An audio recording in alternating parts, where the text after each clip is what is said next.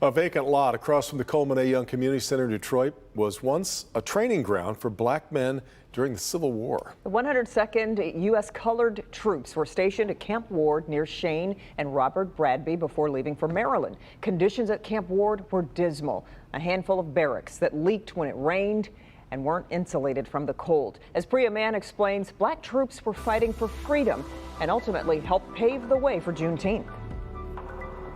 There was a lot of hustle and bustle happening on this vacant piece of land about 160 years ago, and historians believe the basic training that was happening here at Camp Ward contributed to what would follow months after the Union Army won the Civil War. Juneteenth is the aftermath. The hard work that these soldiers did, had it not been for them, I don't think we would have won. In 1863, during the Civil War, more than 800 black men trained here at Camp Ward. And this ground is proof that this is where they trained.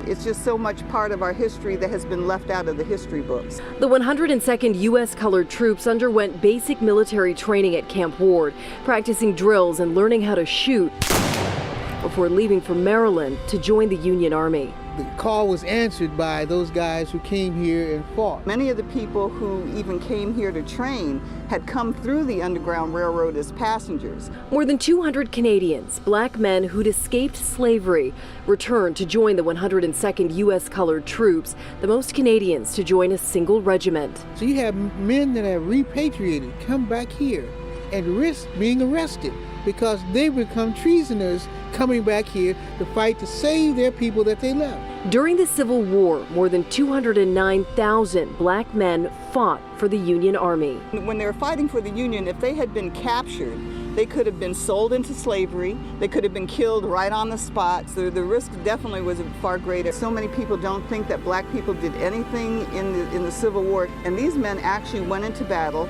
They really were doing something for their own freedom. 2 years after the Emancipation Proclamation, the Union Army won the Civil War. On June 19th, now known as Juneteenth, federal troops arrived in Texas to ensure all enslaved people were freed. What happened here definitely had an impact in Texas because the troops were black. They had a united front dealing with the freedom, and the fact that they all participated in the fight meant that they were free. Even though it looks like an empty field now, this is pride. This is where the men came. This is where they started their training. This is where the people from Detroit came to watch them. I'm proud, and that's hence my hat.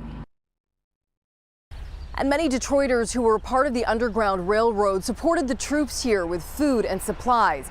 By the end of the Civil War, about 130 men who trained here had died, most not in battle, but from disease.